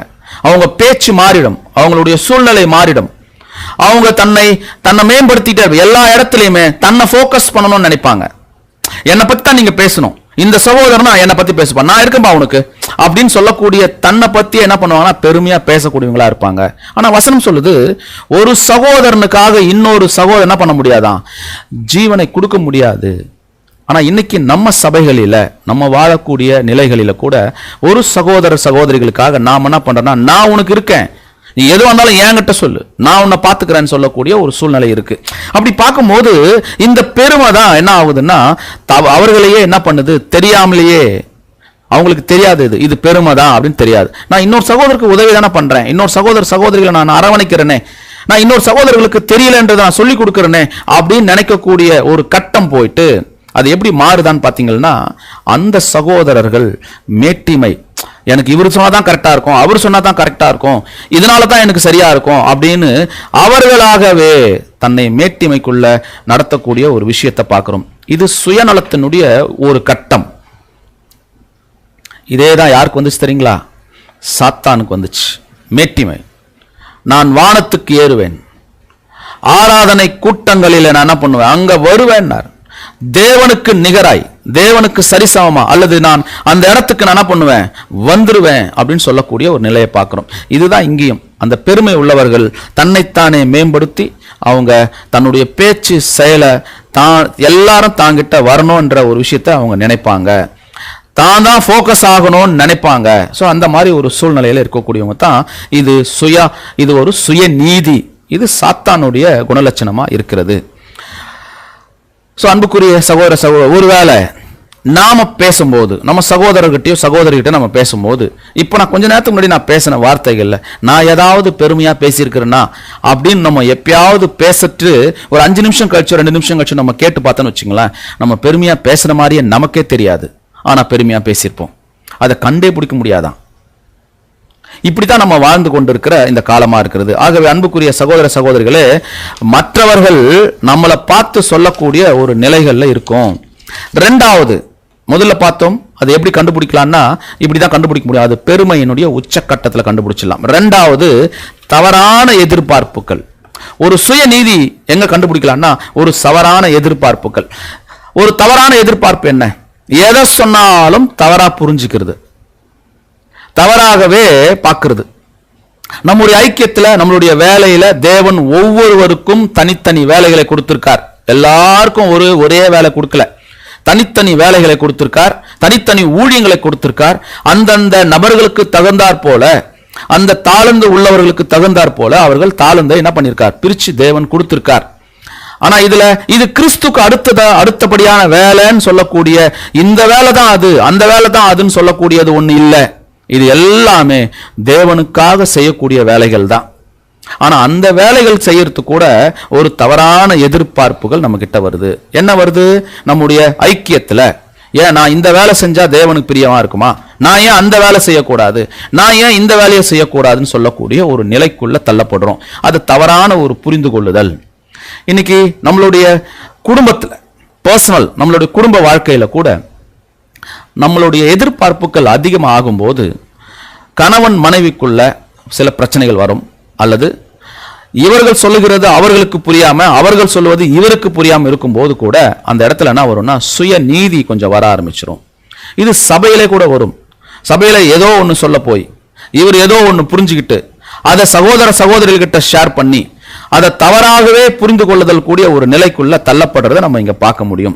தேவன் அவர்கள் மேல் வைத்த ஒரு நீதியை விட்டு, உனக்கு இந்த வேலை தான், உனக்கு இந்த ஊழியம் தான், இந்த ஒரு தாளந்து தான் உனக்கு இருக்கு, இதை நீ பயன்படுத்தினா போதும் தேவன் சொன்னப்பட்ட அந்த ஒரு அந்த தேவனுடைய நீதியை விட்டுட்டு தனக்குன்னு ஒரு மற்றவர்கள் செய்யற வேலையில நான் செய்ய போறேன், நான் செய்வேன், மற்றவங்க வேலையில எப்படி சொல்லுவாங்கன்னா அது மூக்கு நுழைக்கிறது, மற்றவங்க செய்யறதுதான் நான் செய்வேன், அவங்க செய்யணும் நான் செய்யக்கூடாதா அப்படின்னு ஒரு சுய நீதியை, தன்னைத்தானே சுய நீதியில ஒரு சுய எண்ணம் கொண்டு, ஒரு சுய விருப்பம் கொண்டு தவறான எதிர்பார்ப்புகளை வச்சிருவாங்க.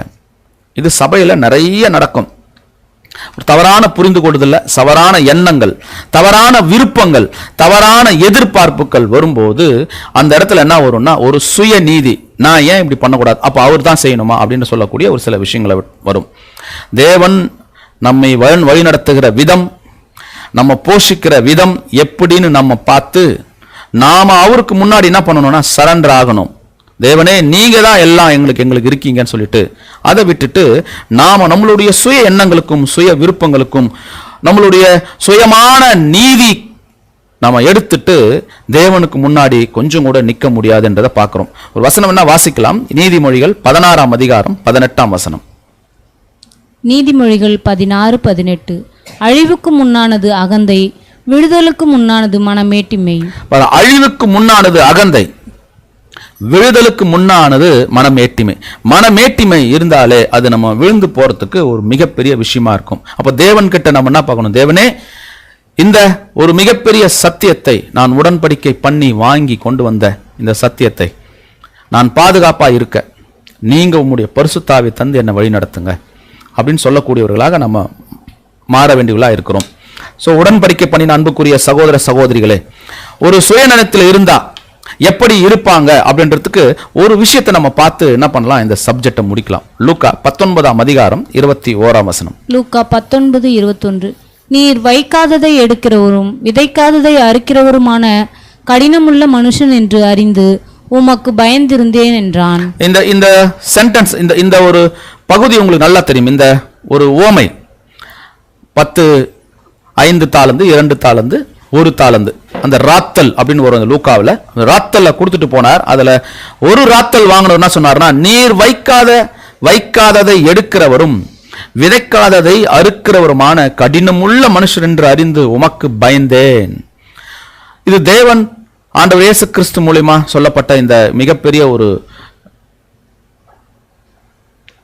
ஓமை. இந்த ஓமையில எப்பயாவது ஆண்டவர் இயேசு கிறிஸ்து சொல்லிட்டு போனாரா, நான் எனக்காக நீங்க பயப்படுங்க, நீங்க பயந்தே இருங்க, நான் ரொம்ப கடினமானவன், நான் வந்து உடனே உங்களை கேட்பேன்னு சொன்னாரா? யார் நினைச்சுக்கிட்டா? இவரே நினைச்சுக்கிட்டார். நீர் வைக்காததில் எடுக்கிறவரும் நீ விதைக்காததை அறுக்கிறவரும் கடினமுள்ள மனுஷன். அவர் என்ன சொல்றார் பாருங்க, ரொம்ப கடினமுள்ள மனுஷன் நீங்க அப்படின்னு இவரே தன்னுடைய சுய நீதியில என்ன பண்ணிட்டாருன்னா கிறிஸ்துவ பத்தி தவறான எண்ணம் கொண்டுட்டார். அத தவறான ஒரு எதிர்பார்ப்பு, ஒரு சுய நீதி. தேவன் எதற்காக அழைத்தார், எதற்காக எனக்கு இந்த ஒரு தாளன் இந்த ராத்தலை கொடுத்தார், ஏன் செஞ்சார்னு அவர் அதை யோசிக்கல. ஆனா நீங்க யார் தெரியுங்களா, நீங்க வைக்காத இடத்துல எடுக்கிறவர், நீங்க விதைக்காததை அறுக்கிறவர், நீ கடினம் உள்ளவர், இதை நான் தெரிஞ்சுக்கிட்டனால தான் அப்படியே இருக்கேன் அப்படின்னு சொல்றார். சொன்னா அதுக்கு என்ன சொல்றாரு தெரியுங்களா, அதுக்கு என்னதான் பனிஷ்மெண்டா தெரியுங்களா? என்ன பனிஷ்மெண்டா பாருங்க, 26ஆம் வசனம். லூக்கா 19:26. அதற்கு அவன், உள்ளவன் எவனுக்கும் கொடுக்கப்படும், இல்லாதவனிடத்தில் உள்ளதும் எடுத்துக்கொள்ளப்படும் என்று உங்களுக்கு சொல்லுகிறேன். இப்ப பாருங்க, ஒருவேளை சுயநீதியை அவன் செஞ்சிட்டார். அந்த சுயநீதியினால கிறிஸ்து சொல்லாத ஒரு விஷயத்தை சொன்னதுனால அவருக்கு என்ன பனிஷ்மெண்ட் தெரியுங்களா? உள்ளவன் எவனோ அவனுக்கு கொடுக்கப்படும். ஏன்னா இவர்கிட்ட இந்த வாங்கி யார்கிட்ட தான் கொடுத்தாச்சு? இப்போ 5 தாளந்து 5 ராத்தல் உள்ளவர்கிட்ட கொடுத்தாச்சு. இல்லாதவனிடத்தில் உள்ளதும் எடுத்துக்கொள்ளப்படும். அப்படின்னா அன்புக்குரிய சகோதர சகோதரிகளை, சுய நீதியில நாம் இந்த மாதிரி பண்ணிட்டோம்னா நாமல நம்ம கிட்ட இருக்கிற சத்தியத்தை கூட நம்ம கிட்ட இருந்து எடுத்துருவாராம். இதுதான் மிகப்பெரிய. அப்படின்னா என்ன அர்த்தம் தெரியுங்களா? செகண்ட் டெத் அப்படின்னு சகோதரர் குறிப்பிட்டார். இது 2ஆம் மரணத்துக்கு போயிடும். உள்ளதும் எடுத்துக்கொள்ளப்படும்.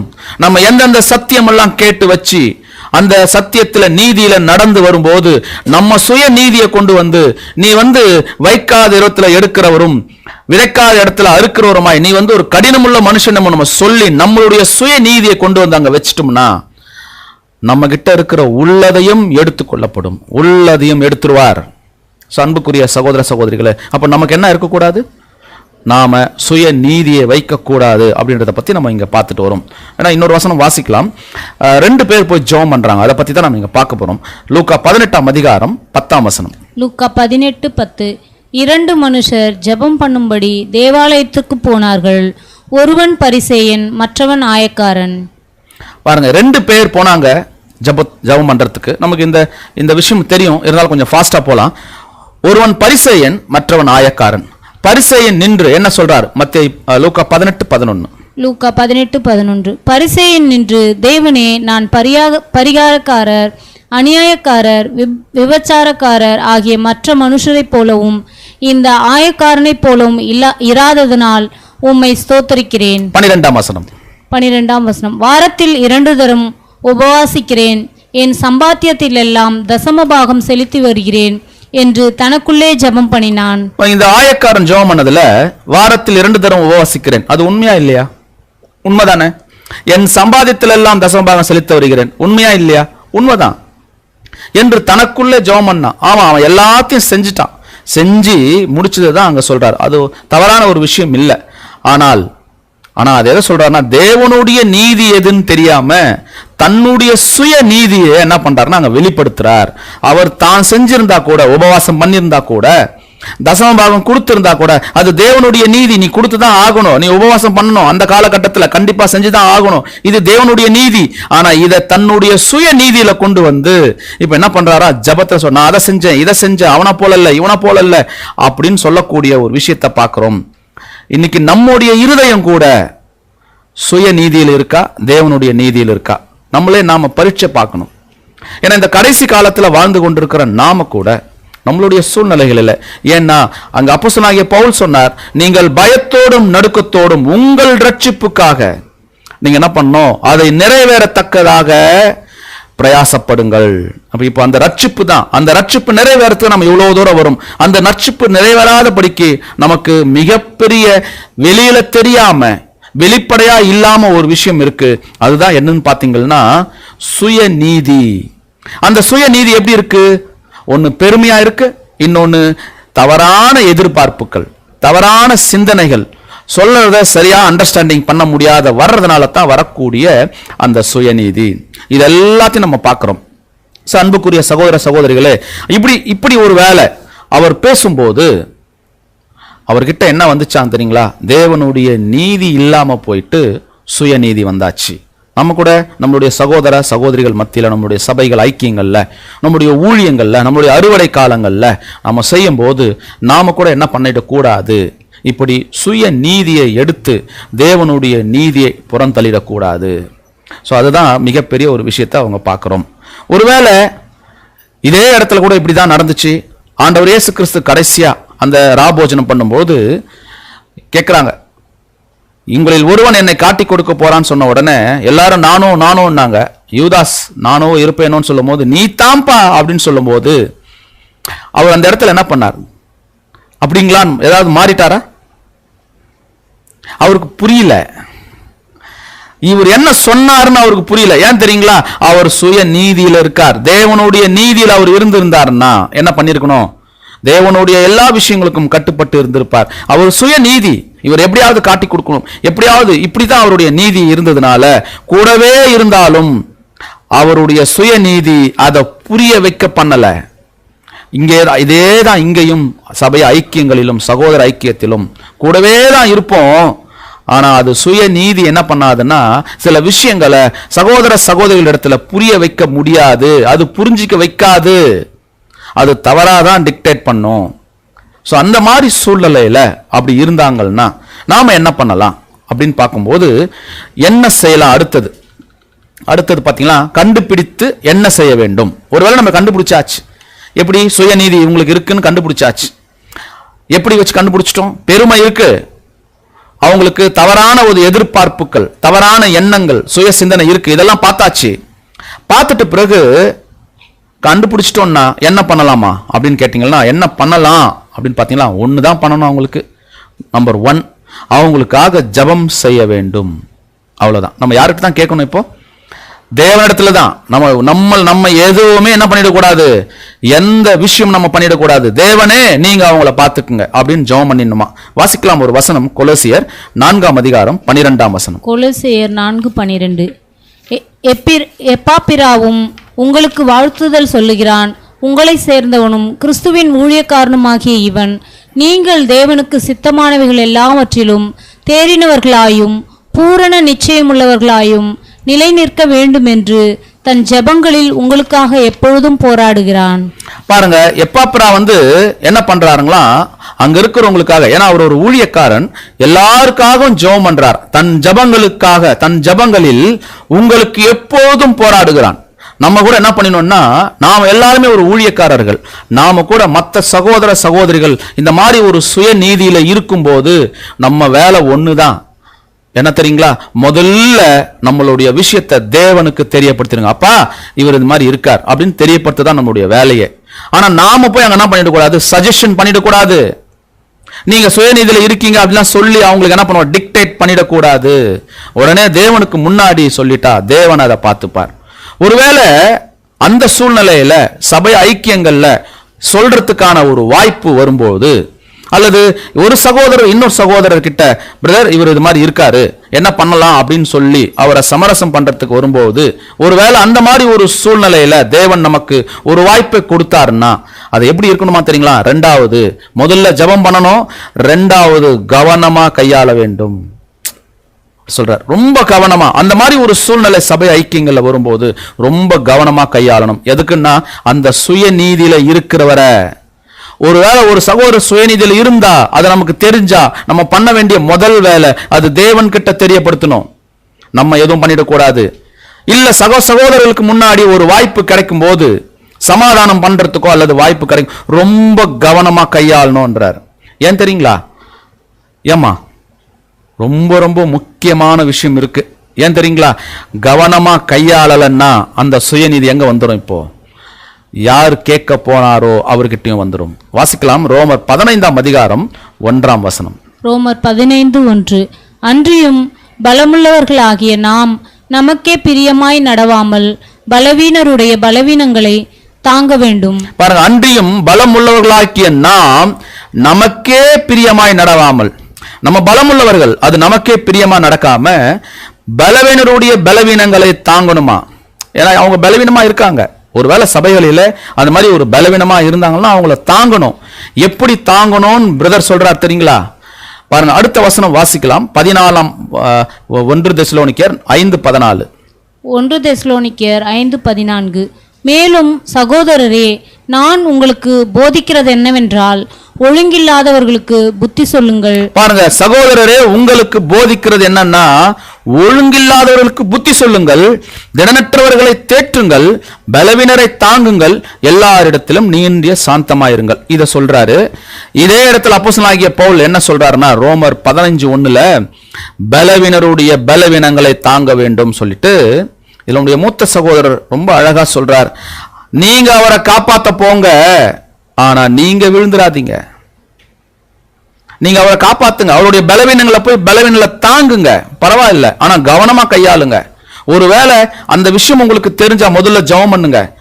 ஒருவேளை நீங்க ஜெபம் பண்ணும் போது தேவன் அவர்களுக்கு என்ன பண்ணலாம், ஒரு வாய்ப்பை கொடுத்து அவங்களை என்ன பண்ணலாம், தேவனுடைய சித்தத்திற்கு மீண்டும் அவங்கள ஓட வைக்கிறதுக்கு சரியான பாதையை கொடுக்கலாம். ஒருவேளை தேவனே அதை அடைச்சு வச்சிருந்தா, நீங்க ஜெபம் பண்ணும் போது தேவனே அதை அடைச்சு வச்சிருந்தா, இவங்களுக்கு சுயநீதியோடவே வச்சிருந்தா, நம்ம ஜெபம் பண்ணி கூடனா இல்ல, புரோஜனம் இல்லை. அது தேவனே கொடுத்த ஒரு திட்டம். ரெண்டாவது, அவர்கள் நம்ம கையாளணும்னா ரொம்ப கவனமா கையாளணும். பலவீனர்கள் தான், அவங்கள தாங்கணும் தான், நம்ம பலமுள்ளவர்கள் தான். ஆனாலும் எப்படி தெரியுமா இருக்கணுமா, அவர்களை காப்பாத்துறதுக்கு நம்ம போனா நாம விழுந்துடாம பார்த்துக்கணும். இது ரொம்ப முக்கியமான விஷயம். ஒரு நியாயமான முயற்சிகள் எடுத்து அவங்கள காப்பாற்ற ட்ரை பண்ணணும். அது தேவன் கிட்ட தான் இருக்குது. ஆகவே இங்க தெசலோனிக்கே சொல்லும் போது அந்த ஒழுங்கு இல்லாதவர்களுக்கு புத்தி சொல்லுங்கள் அப்படின்னு சொல்றார். இன்னொரு வசனம் வாசிக்கலாம், எபேசியர் 2:8. எபேசியர் 2:8. கிருபையினாலே விசுவாசத்தை கொண்டு ரட்சிக்கப்பட்டீர்கள், இது உங்களால் உண்டானதல்ல, இது தேவனுடைய ஈவு. இது நம்மளுடைய ஒரு மிகப்பெரிய தாற்பயமானா இல்ல, கிருபையினாலதான் நாம் என்ன பண்ணோம், விசுவாசத்தை கொண்டு ரட்சிக்கப்பட்டிருக்கிறோம், ரட்சிக்கப்பட்டீர்கள். அந்த அந்த கிருபையினாலதான் நம்ம வந்திருக்கிறோம். இது நம்மளால ஆகுமா? நம்மளால ஆகாது. எப்படி சொல்றாரு தெரியுங்களா? நம்மளுடைய நீதி எப்படி தெரியுங்களா? எவரும் எடுத்து பயன்படுத்த முடியாத ஒரு ஆடை நம்ம நீதி. தேவனுடைய நீதி அது அல்ல, அதை விட உயர்ந்தது. நம்ம நீதியை கொண்டு போய் யார்கிட்டனா கொடுத்து இது என்னுடைய நீதி ரொம்ப சிறந்ததுன்னு சொன்னோம்னா அது யாரும் பயன்படுத்த முடியாது. அந்த நீதியை அது யாரும் பயன்படுத்த முடியாத ஒரு ஆடை அப்படின்னா அது என்னதான்? அதுக்கு பேர் என்ன? யாரும் பயன்படுத்த முடியாத ஒரு ஆடையா இருந்தா அதுக்கு பேர் என்ன? ஒரு அழுக்கான கந்தை. அதுதான் அவர் சொல்றாரு. ஏசாயா 64:6 வாசிக்கலாம். ஏசாயா 64:6. நாங்கள் அனைவரும் தீட்டானவர்கள் போல இருக்கிறோம். எங்களுடைய நீதிகள் எல்லாம் அழுக்கான கந்தைகள் போல நாங்கள் இருக்கிறது. தீட்டானவர்கள் போல இருக்கிறோம். எங்களுடைய நீதிகள் எல்லாம் அழுக்கான கந்தை. நம்ம நீதி எல்லாம் ஒரு அழுக்கான கந்தை, பயன்படுத்த முடியாத ஒரு ஆடை. அப்படி சொல்றார். அப்படி ஒருவேளை நம்மளுடைய சகோதர சகோதரிகள் சுய நீதியில இருப்பாங்க அப்படின்னா, இது நம்மளுடைய ஈவு இல்ல, இது யாருடைய தானா? தேவனுடைய ஈவு அப்படின்னு சொல்றார். நம்மளால ஒண்ணுமே பண்ண முடியாது அப்படின்னு சொல்லக்கூடியதை பார்க்கிறோம். ஒருவேளை இவங்க இப்படி இருந்தாங்கன்னா அதுக்கு என்ன சொல்றாருன்னு பாத்தீங்கன்னா, 2 பேதுரு 2ஆம் அதிகாரம் 20ஆம் வசனம். 2 பேதுரு 2:20. கர்த்தரும் இரட்சகருமாய் இருக்கிற இயேசு கிறிஸ்துவை அறிகிற அறிவினாலே உலகத்தின் அசுத்தங்களுக்கு தப்பினவர்கள் மறுபடியும் அவைகளால் சிக்கிக்கொண்டு ஜெயிக்கப்பட்டால் அவர்களுடைய பின்னிலைமை முன்னிலைமையிலும் கேடுள்ளதாயிருக்கும். பாருங்க, எல்லாத்தையும் ஆண்டவர் இயேசு கிறிஸ்துவை அறிகிற அறிவினாலே இந்த உலகத்தின் அசுத்தங்களுக்கு தப்பினவர்கள், இந்த அசுத்தங்களுக்கு தப்பினவர்கள் மறுபடியும் என்ன பண்ணாங்களாம்? சிக்கிக்கொண்டு ஜெயிக்கப்பட்டால். அந்த அசுத்தங்களுக்கு சிக்கிட்டாங்கன்னா என்ன சொல்றாருன்னா, அந்த சுயநீதி என்கின்ற அனுபவத்துல போயிட்டாங்கன்னா சிக்கிப்பாங்களாம். சிக்கனாவே என்ன அர்த்தம்? திருப்பி வர முடியாதுன்னு அர்த்தம். தப்பான ஒரு தப்பறையான நீதி, அதுல சிக்கிப்பாங்க, வெளியவே வர முடியாது. அவங்களுடைய பின்னிலைமை முன்னிலைமையிலும் எப்படி இருக்குமா? கேடு உள்ளதா இருக்கும், நிக்க முடியாது. ஏன்னா அவங்க எப்படி இருக்காங்க தெரியுமா? சிக்கிட்டு இருக்காங்க அப்படின்றார். சோ சிக்கக்கூடிய ஒரு சூழ்நிலையில அந்த சுய நீதி கொண்டு போய் நிறுத்தி விட்டுரும். கிறிஸ்துவை நாம் பின்பற்றி நடக்கும்போது நம்ம அதிலிருந்து விலகி செல்வதற்கு அவர் நமக்கு ஒரு சித்தம் உள்ளவராக இருக்கிறார். அதுக்கப்புறம் அந்த சுய நீதியிலிருந்து நாம எப்படி வெளியே வர்றதுன்னு பார்த்துட்டோம். ஒன்று, ஜெபம் பண்ணணும் அந்த சகோதரருக்காக. இல்லை வாய்ப்பு கிடைச்சா அந்த சகோதரர் என்ன பண்ணலாம்? கவனமா கையாளணும். முதலிருந்து ஒரு சில விஷயங்களை பார்க்கும்போது இதே தான் அப்போஸ்தலனாகிய பவுல் சொல்றார். என்ன சொல்றாருன்னா, நான் என்ன பண்ணல தெரியுங்களா? நியாயப்பிரமாணத்தின் நீதியை உடையவனாயிராமல் தேவனுடைய நீதியை உடையவனாய் இருந்து முதலாம் உயிர்த்தெழுதலுக்கு நான் போகணும். அதுக்குத்தான் நான் பிரயாசப்படுறேன். அதுதான் என்னுடைய கோல். அதற்காகத்தான் நான் எல்லாத்தையும் நஷ்டம் என்றும் குப்பையும் என்றேன். நான் முதல் உயிர்த்தெழுதலுக்கு பங்கு அடையணும்னா இந்த நியாயப்பிரமாணத்தின் நீதி எனக்கு வேண்டாம். எனக்கு எதுதான் வரும்? தேவனுடைய நீதி. இந்த நியாயப்பிரமாணத்தின் சுய நீதி எனக்கு வேண்டாம். இஸ்ரவேல் ஜனங்கள் மாதிரி அவங்க என்ன பண்ணாங்கன்னா, ஒரு அறிவுக்கேற்ற வைராக்கியம் இல்ல, சுய நீதி இருந்துச்சு அவங்க கிட்ட. அந்த சுய நீதியை என்ன தக்க வச்சுக்கிட்டாங்களாம். நிலை நிற்பதற்காக தான் அவங்க இருந்தாங்க அப்படின்னு சொல்றார். சொல்லிட்டு கடைசியா ஒரு வசனம் வாசிச்சு நம்ம முடிக்கலாம். பிலிப்பியர் 2ஆம் அதிகாரம் 14ஆம் வசனம். பிலிப்பியர் 2:14. நான் வீணாக ஓடினதும் வீணாக பிரயாசப்பட்டதும் இல்லை என்கிற மகிழ்ச்சி கிறிஸ்துவின் நாளில் எனக்கு உண்டாயிருப்பதற்கு ஜீவ வசனத்தை பிடித்துக்கொண்டு உலகத்திலே சுடர்களைப் போல பிரகாசிக்கிற நீங்கள். பாருங்க, அவர் சொல்றார், நான் வீணாக ஓடினதும் வீணாக பிரயாசப்பட்டதும் இல்லை என்கின்ற மகிழ்ச்சி. அவர் என்ன பண்ணலையா? வீணா ஓடல, வீணாக பிரயாசப்படல. எல்லாம் எதுக்காகத்தானா? கிறிஸ்துவின் நாள். அவர் என்ன சொல்றாருன்னா, கிறிஸ்துவின் நாளில் எனக்கு உண்டாயிருப்பதற்கு ஜீவ வசனத்தை நான் பிடித்து கொண்டேன். கிறிஸ்துவின் நாள்னா 1000 year கிங்டம். அந்த டைம்ல நான் அது வரையும் நான் என்ன பண்ணலன்னா வீணா ஓடல, நான் ஓடந்தும் வீணாகல, நான் பிரயாசப்பட்டு இருக்கிறேன் அப்படின்னு சொல்றார். அப்போ வீணாக ஓடலைன்னா அவர் எதுக்கு தான் ஓடி இருக்கார்? சபை வாய்ப்புக்கு தான் ஓடி இருக்கிறார். நாம கூட சில நேரங்கள்ல நம்மளுடைய சபை ஐக்கியத்துல தேவனுடைய வேலையை செய்யறோம், சபை வேலையை செய்யறோம், அறுவடை ஊழியங்கள் செய்யறோம், நம்மளுடைய சொந்த ரட்சிப்புக்காக ஓடுறோம். இதெல்லாம் நம்ம வீணா ஓடி இருக்கிறோமா? கொஞ்சம் திங்க் பண்ணி பாருங்க. வீணா ஓடி இருக்கிறோமா? ஆனா அவர் சொல்றார், நான் வீணாக ஓடினதும் வீணாக பிரயாசப்பட்டதும் இல்லைன்னு ஒரு மகிழ்ச்சி இருக்கு அவர்கிட்ட. எப்போ போய் எந்த மகிழ்ச்சி? நான் கிறிஸ்துவின் நாளில் எனக்கு ஒரு மகிழ்ச்சி இருக்கு, நான் அங்க போயிடுவேங்கிறார். அப்ப அவர் வீணா ஓடல அப்படிங்கிறார். ஆனா இதுல ஒரு மைனஸ் அப்படியே திங்க் பண்ணி பார்த்தோம்னா, அப்படின்னா வீணா ஓடுறதுக்கும் ஒரு வாய்ப்பு இருக்குன்றார். அன்புக்குரிய சகோதர சகோதரிகளே, புது சிருஷ்டியாகிய நாம ஓடுற ஓட்டம் கூட வீணாகிறதுக்கு ஒரு வாய்ப்பு இருக்கு. ஏன்னா அப்போஸ்தலனாகிய பவுல் நான் ஓடுறது வீண் இல்லைங்கிறார். அது அவருடைய ஓட்டம். நம்ம ஓட்டம் வீணாகாம இருக்கா? இப்ப நம்ம ஓடுற ஓட்டம் அத்தனையும் வீணா இருக்கா, வீண் இல்லாம இருக்கா? நம்ம கர்த்தருடைய நாளில் போய் மகிழ்ச்சி அடைவதற்கான ஓட்டம் தான் நம்ம கிட்ட இருக்கா? இது நம்ம சிந்திக்கணும். அந்த மாதிரி ஓட்டத்துல நம்ம ஓடணும். நம்மளுடைய பர்சனல் லைஃப்ல, நம்மளுடைய சபையில, நம்மளுடைய மற்ற காரியங்கள்ல, தேவனுடைய வேலைகளில நம்மளுடைய ஓட்டம் சரியாக ஓடுறோமா? நம்ம ஓட்டம் எதுக்கு தான்? சபை வாய்ப்புக்கு தான், திரள் கூட்டத்துக்கு இல்லை. ஆனா பாருங்க, ஒரு முக்கியமான விஷயம், உடன்படிக்கை எடுத்தவங்க தான் சபை வாய்ப்புக்கும் போவாங்க, திரள் கூட்டத்துக்கும் போவாங்க, 2ஆம் மரணத்துக்கும் போவாங்க. யார் தான் அவங்க? உடன்படிக்கை எடுத்தவங்க தான். சோ அன்புக்குரிய சகோதர சகோதரிகளே, நல்லா கவனிச்சு பாருங்க, நாம எதுக்கு வந்திருக்கிறோம்? நம்ம ஓட்டுற ஓட்டம் எதுக்கு? கிறிஸ்துவின் நாளில் மகிழ்ச்சி அடைவதற்கு. அந்த கிறிஸ்துவின் நாள் நம்ம போகணும்னா, போகாம வெளியே தெரியாம இருக்கக்கூடிய ஒண்ணு எதுன்னா சுயநீதி. இந்த சுயநீதியை நாம கண்ட்ரோல் பண்ணி, அத தேவனுடைய பார்வையில இருந்து அதை விலகி நம்ம காத்து கொண்டால், நாம சபை வாய்ப்புக்கு போறதுக்கு தேவன் நம்ம என்ன பண்ணுவார்? இன்னும் கொஞ்சம் நம்மளுடைய ஓட்டத்தை சரியான பாதையில ஓடுறதுக்கு நிலைநிறுத்துவார். ஸோ அன்புக்குரிய சகோதர சகோதரிகளே, நாம பார்த்த ஒரு சின்ன விஷயத்த ஒரு லேசா ஒரு ரீகால் பண்ணிக்கலாம். இது வெளியே தெரியாது, இது யாருக்கிட்ட இருக்குன்னு தெரியாது. அது என்னதான் பார்த்தீங்களா? சுயநீதி. அந்த சுயநீதி என்ன பண்ணிடும்னா, ஒரு மனுஷனை தன்னுடைய சொந்த ரட்சிப்புக்கு நிறைவேற்றாதபடி அது பிரயோஜனப்படுத்தாது. அதனால நம்ம பயத்தோட நடுக்கத்தோட நம்ம உள்ள போனோம். எப்படின்னா, அந்த சுயநீதி நம்மள என்ன பண்ணிடும்? எப்படி சாத்தானுடைய தூதர்கள், மாம்ச இஸ்ரவேலர்கள் எப்படி இருந்தார்களோ அதே மாதிரி சுயநீதியில நம்ம கொண்டு போய் நிறுத்திடும். இது யாருக்கும் வெளியே தெரியாது. ஏன் நான் இதை அடிக்கடி சொல்றேன்னா, இந்த சுயநீதி வெளியில தெரியாது. ஒரு சகோதரர் இன்னொரு சகோதரர்கிட்ட சொன்னாலும் எனக்கு இருக்கான்னு கேட்கக்கூடிய சூழ்நிலை தான் இருக்கும். எனக்கு இல்லையே அப்படின்னு சொல்லுவாங்க, ஆனா இருக்கும். அது எப்படி கண்டுபிடிக்கலாம்னா, அது பெருமை, அது மேட்டிமை.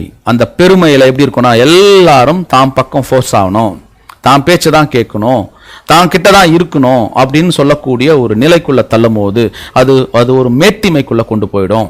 எல்லா சகோதரர்களும் நான் இருக்கிறேன் அப்படின்னு சொல்லக்கூடிய ஒரு நிலையை வரும்போது அது சுய நீதியை அங்க கொண்டு வந்துடும். 2வது, தவறான புரிந்து கொள்ளுதல் அல்லது தவறான ஒரு எதிர்பார்ப்புகள் அந்த இடத்துல வந்துடும். எது சொன்னாலும் தவறானது. ஏன்னா அவங்களுடைய சிந்தனை, அவங்களுடைய எண்ணம் எல்லாமே சுய ஒரு நீதியில இருக்கிறதுனால அது எல்லாத்தையும் கொண்டு வந்து நிறுத்திடுவாங்க. அதை எப்படி கண்டுபிடிக்கலாம் அப்படின்னு நம்ம பார்த்தோம். அது பெருமை இருந்துச்சுன்னா அதை கண்டுபிடிச்சிடலாம். அதுக்கு அடுத்தது அவங்களுக்கு என்ன இருக்கும்? அவங்களுக்கு ஒரு தவறான எதிர்பார்ப்பு இருக்கும், கண்டுபிடிச்சிடலாம். கண்டுபிடிச்சிட்டா என்ன பண்ணணும்? ஒருவேளை அதை கண்டுபிடிச்சா முதல் விஷயம், நாம தேவன் கிட்ட தான் இதை ஒப்படைக்கணும். ஏன்னா நம்மளால ஒண்ணுமே நடக்காது. நாம் யார் தெரியுமா? நம்மளுடைய நீதி யாரும் பயன்படுத்த முடியாத ஒரு ஆடை, அழுக்கான கந்தை நம்மளுடைய நீதி. அதனால இது தேவனே அப்படின்னு கொடுத்துட்டு அவர்கிட்ட ஒப்படைச்சிருவோம். ஒருவேளை சபை ஐக்கியங்கள்ல அந்த மாதிரி ஒரு வாய்ப்பு கிடைச்சா அதை ரொம்ப ஜாக்கிரதையா கையாளணும்.